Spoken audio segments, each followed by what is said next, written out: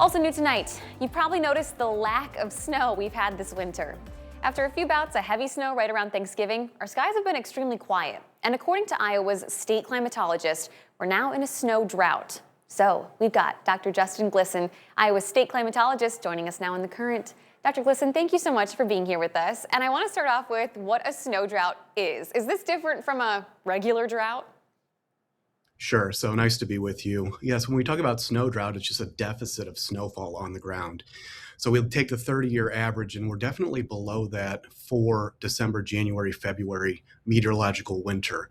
However, we also have to consider the snowfall season, which runs from October through May. So two different periods of time there, a little different when you look at the totals. Okay, so how much snow have we gotten and how does it compare to our averages?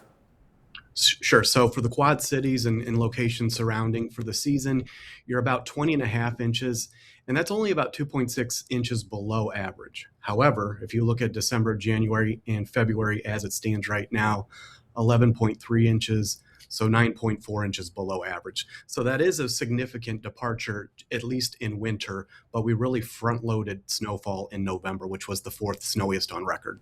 Hmm. Well, someone watching at home might say, hey, this is great. I don't have to shovel as much. My fiance would say this is awful because he loves the snow. But what's the real impact here of being in a snow drought? Yes, so we don't have a snowpack on the ground. We have a deeper frost depth. So this has implications moving into late winter, early spring. How deep that frost depth is, we could see more runoff of rainfall versus infiltration in the soil moisture profile.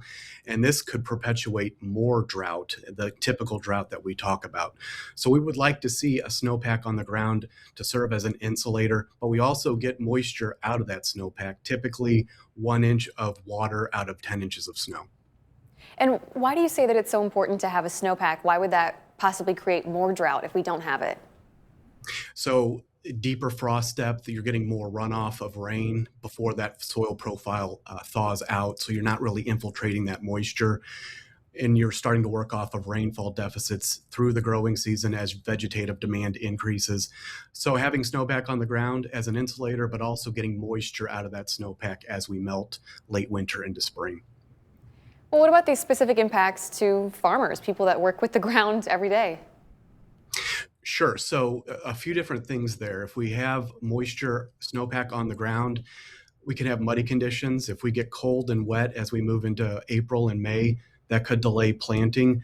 But we also would like that moisture in the ground in case we start to dry out later in the season.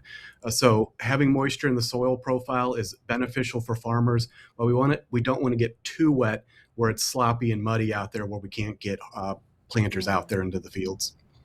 Something that has been so interesting to me about this winter is how parts of Iowa have gotten rain in January as opposed to snow. Is it still a good thing to get rain at least? It was this year because before this Arctic air intrusion that we've gotten through, thankfully, the frost depth was only about 5 inches. So the Quad Cities actually had almost 4/10 of an inch of rainfall on January 8th, and much of that was able to soak in. So we've seen drought conditions actually improve in eastern Iowa in winter, which we don't typically see given that the soil profile is typically frozen. Now it is frozen down to about 20 inches. So we'll just have to see how warm we get over the next 7 days with temperatures potentially in the 40s and 50s. Well, looking long term, I've lived in the Quad Cities for 6 years, and I feel like I've talked about drought locally every single one of those years. Is this our new normal? Is this the new average? This could be a blip. 20 through 2024 was the longest drought since the 1950s. However, with more sporadic rainfall and a smaller scale, drought is going to be with us somewhere in the state, perhaps every year, maybe every 2 years.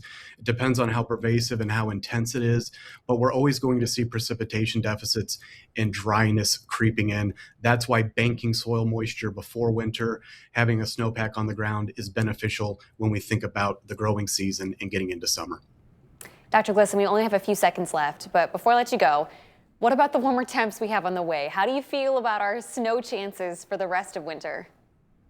Well, if you look at the law of averages, February is supposed to be a cold month. So the first half is going to be warm.